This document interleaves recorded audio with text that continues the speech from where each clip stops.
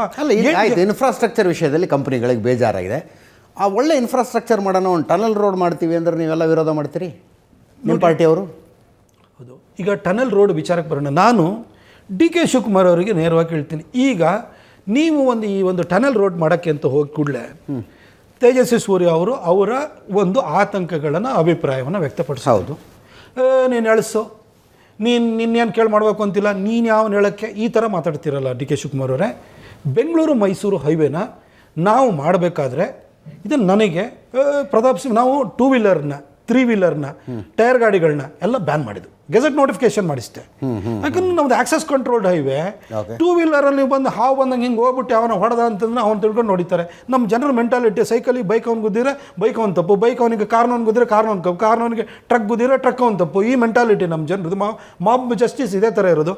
ಅದಕ್ಕೋಸ್ಕರವಾಗಿ ನಾವು ಒಂದು ಆಕ್ಸೆಸ್ ಕಂಟ್ರೋಲ್ಡ್ ಹೈವೇ ಮಾಡ್ತಿದ್ವಿ. ಇಷ್ಟು ಅಶ್ಯೂರ್ಡ್ ಟೈಮಲ್ಲಿ ಮೈಸೂರನ್ನು ತಲುಪಬೇಕು ಅಂತ ಹೈವೇ ಮಾಡುವಾಗ ನಾವು 2 ವೀಲರು 3 ವೀಲರು ಎಲ್ಲದನ್ನು ತೆಗೆದು ಆಚೆ ಹಾಕಿದಾಗ ನಿನಗೇನು 2 ವೀಲರದ್ದು ಓಟ್ ಮಾಡುವ, ನಿಂಗೆ 3 ವೀಲರ್ದು ಓಟ್ ಮಾಡುವ, ಟೈರ್ ಗಾಡಿಯವ್ರದ್ದು ಓಟ್ ಮಾಡುವ ಅಂತ ನೀವು ಡಿ ಕೆ ಶಿವಕುಮಾರ್ ಅವರೇ ಇಷ್ಟೆಲ್ಲ ಮಾತಾಡ್ತಿದ್ರಿ. ಅದೇ ನೀವು ಈಗ ಟನಲ್ ರೋಡ್ ಮಾಡಬೇಕಾದ್ರೆ ನೀವು ಒಂದು ಸಣ್ಣ ಸ್ಟೇಕ್ ಹೋಲ್ಡರ್ಸ್ ಮೀಟಿಂಗ್ ಮಾಡಿದ್ರ. ಈಗ ಸಿಟಿಸನ್ ಆಕ್ಟಿವಿಸಮ್ ಬಗ್ಗೆ ಒಂದು ಗ್ರೂಪ್ ಇದೆ, ವಾರ್ಡ್ ಕಮಿಟಿಗಳನ್ನ ಮಾಡಬೇಕು ಅಂತಿದೆ. ಒಂದು ವಾರ್ಡಲ್ಲಿ ಒಬ್ಬ ಕಾರ್ಪೊರೇಟರ್ ಇದ್ರೂ ಕೂಡ, ಒಬ್ಬ ಕೌನ್ಸಿಲರ್ ಇದ್ರೂ ಕೂಡ, ಒಂದು ಗ್ರಾಮ ಪಂಚಾಯತಿ ಮೆಂಬರ್ ಇದ್ರೂ ವಾರ್ಡು ಇದನ್ನು ಸಭೆಗಳನ್ನ ಮಾಡಬೇಕಾಗುತ್ತೆ. ನಾವು ಆ ವಾರ್ಡ್ ಕಮಿಟಿಗಳಿಂದ ಅಭಿಪ್ರಾಯ ತಕ್ಕೊಂಡು ಜನಕ್ಕೆ ಏನು ನಮ್ಮನ್ನು ಅಧಿಕಾರದಲ್ಲಿ ಕೂರಿಸಿರ್ಬೋದು, ಆದರೆ ಅವ್ರಿಗೆ ಏನು ಬೇಕು ಬೇಡ ಅನ್ನೋದನ್ನು ಅದರಿಂದ ಅಭಿಪ್ರಾಯನ ಪಡ್ಕೊಂಡು ಅವರು ಮುಂದಿನ ನಿರ್ಧಾರಗಳನ್ನು ತೆಗೆದುಕೊಳ್ಬೇಕು.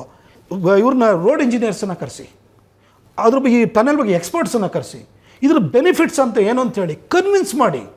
ನೀವು ಕನ್ವಿನ್ಸೇ ಮಾಡ್ದಲೇ ನಾನು ಮಾಡೋದೇ ಸರಿ ಅಂತ ಹೋದಾಗ ಪ್ರತಿರೋಧ ಇದ್ದೇ ಇರುತ್ತೆ. ಟನಲ್ ರೋಡ್ಗೆ ನಾನು ವಿರೋಧ ಅಂತಲ್ಲ, ಆದರೆ ಮಾಡೋಕ್ಕೆ ಹೋಗ್ತಾ ಇರೋ ರೀತಿ ಇದೆಯಲ್ಲ, ಯಾರೋ ಬರ್ತಾರೆ ಗಿಡ ಕಡಿತೀವಿ ಅಂತ ಹೇಳಿದ್ರೆ ಗಿಡ ಎಷ್ಟು ಬರುತ್ತೆ? ಈ ಥರ ಆರೋಪಗಳನ್ನು ನಾನು ಎದುರಿಸಿದ್ದೀನಿ. ಮೈಸೂರು ಟು ಕುಶಾಲನಗರ ಹೈವೇ ಮಾಡಬೇಕಾದ್ರೆ 40 ಲಕ್ಷ ಮರ ಕಡಿತಾರೆ ಅಂತೇಳ್ಬಿಟ್ಟು ಯಾರೊಬ್ಬ ಹೈಕೋರ್ಟಿಗೆ PL ಹಾಕ್ಬಿಟ್ಟ. ನಾನು ಒಬ್ಬ ಪ್ಲಾಂಟರ್, ನನಗೆ 40 ಲಕ್ಷ ಮರ ಎಲ್ಲಿಂದ ಬರುತ್ತೆ? ಮೈಸೂರಿಂದ ನಿಮಗೆ ಕುಶಾಲನಗರ ಗೇಟ್ವರೆಗೂ ಬಯಲುಸೀಮೆನಲ್ಲಿ ಹೋಗುತ್ತೆ. ನೀವು ಅಂತ ತಿಳ್ಕೊಳ್ಳಿ 45 ಮೀಟರ್ಸ್ ಬಿಡ್ತು, 90 ಕಿಲೋಮೀಟರ್ಸ್ ಲೆಂತು. ಇದನ್ನು ಇಷ್ಟನ್ನು ಕೂಡ ನಾವು ಟೋಟಲ್ ಏರಿಯಾನ ಲೆಕ್ಕ ಹಾಕಿದರೆ 1000 ಎಕರೆ ಆಗುತ್ತೆ.